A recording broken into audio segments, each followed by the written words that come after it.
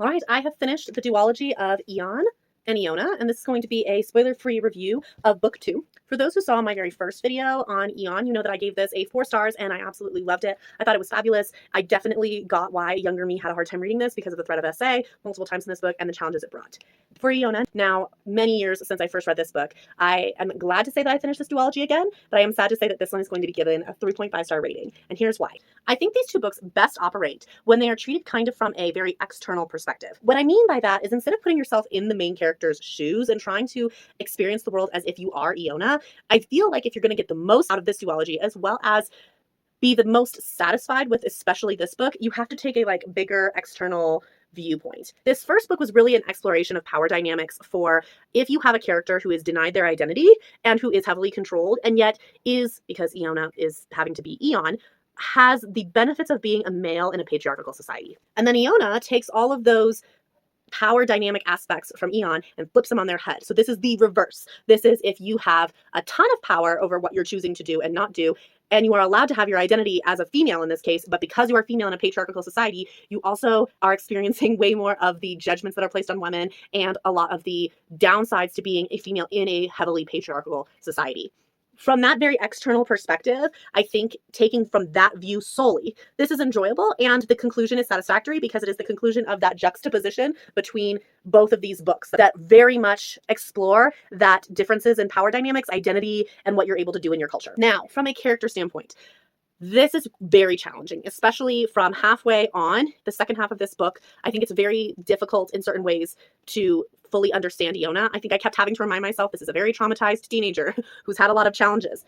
That actually was a lot easier to do for Eon, but in Eona, it's interesting how we get further away from talking about the childhood trauma, and so it makes it something you have to actively remind yourself of. Furthermore, unfortunately, the ending of this book is very unsatisfactory. It leaves so many loose ends. Again, if you're looking at this book from an outside perspective of just an interesting view on how power impacts teenagers and how identity development and all that stuff is impacted, if you look at it solely from that standpoint, it ends exactly when it needs to end, when the juxtaposition is over. But from a character standpoint, so many loose ends. I will say, I remember back when I was in middle school and I had to read this book for a reading class situation and I had to write a blog about it. And I remember in the blog, I wrote that there was a missing chapter because at the end of this book, because it ends so abruptly, it really does feel like a chapter is missing. The last chapter of this book is missing. And I went and I found it at that time, not by this author. I found a fan fiction called Eona, an Alternative Ending that did a good job of at least wrapping up what happens to the female main character and the male main character. That was a satisfactory enough conclusion for me. And I remember writing this blog back in middle school and the TA at the time made fun of me because she was like, I can't believe you recommended a fan fiction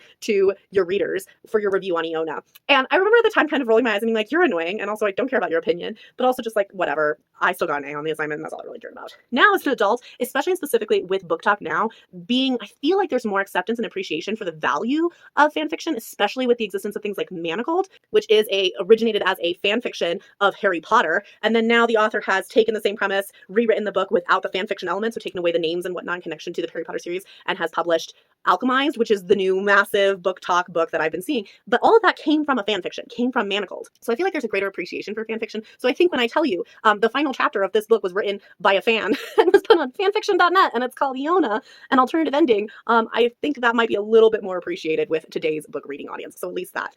The ending that's provided in that fanfiction, I think, does an excellent job of trying to mirror the writing style for Eona, and that was really appreciated. So I think I've actually read quite a few alternative endings, and that one is the best one that I found, so I intend to print it off and put it in the back of this book, because genuinely this book is missing its last chapter, if we're looking at characters and their development. So I am sad to say this because this is a book's duology from my youth, and the fact that I kept it means something important. I think ultimately I kept it because of my love of Eon. I think this book is just so well done. This is a solid 4 stars, just really excellent and really tugs at my heartstrings. A lot of these videos that I'm posting are also just for me in the future if I want to reread something. So to future me, if you're thinking about rereading Eon and Eona, read Eon, and then maybe just stop there. You remember the ending of Eona, because I never forget an ending. So there's really no need for you to read Eona.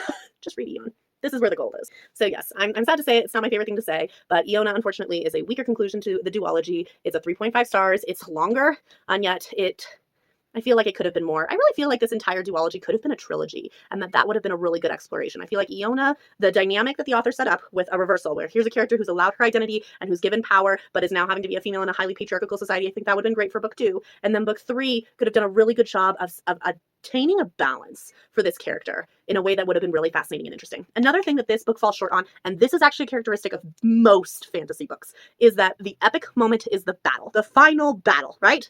And then the wrap up afterwards, with whatever the conclusion is for that battle, is very brief, is very short. And I've always felt that to be an unfortunate characteristic of fantasy, because I've always been curious, how does the land, do the people, do the royals, do whoever is left handle the cleanup from a war, the restoration of political order? How does that work? A lot of books honestly fall really short in exploring what that looks like. This book, I think, is the most heightened of that fact, because there is literally no whatsoever attempt at demonstrating what post-war looks like. Some of the other books I've read have been like, they include like an epilogue of 2 years later or 10 years later, and they fill it in that way. I still think it's a weak way to go about it, but they do it that way. This book doesn't even attempt to do that, and that's why it's missing its last chapter, because it doesn't have that element to it, which I think makes this weaker. But in general, I think it's a weakness in most fantasy writing, where post-war story never happens or isn't told. And genuinely, I would be really interested to read a series that has the pre-war, the war, and then a really good post-war exploration, where maybe the character's big moment of character development doesn't happen during the war. Wouldn't that be interesting? I don't know.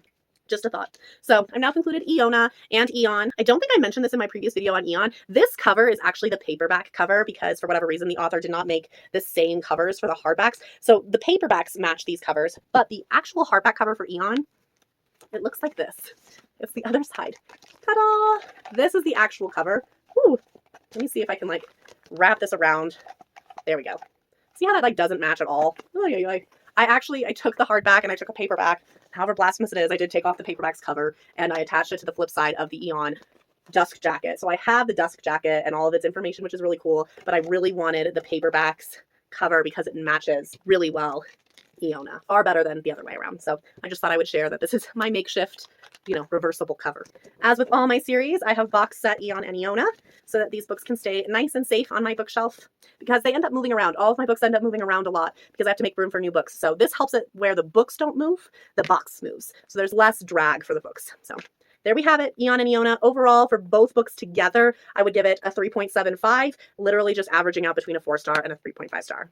And that is this duology. Next up is Stephen King, The Long Walk. I'm thrilled to read this book. It just became a major motion picture. I don't know if another one has been made of this, because I believe this was like written, when was it written? Copyright 1979. So this has been out for a hot minute. So there might have been other movies, but I know a recent one was just made that was in the theaters. I totally missed out on it. Whoops. But I'm reading it now and I'm going to watch the movie. I'll give my review on the book. I'll watch the movie after that. And then I will give you a review on how well the movie does living up to the book. This is also my very first Stephen King, which I am absolutely thrilled about. So I'm really curious to see how this goes. So stay tuned for this review and keep reading what you love.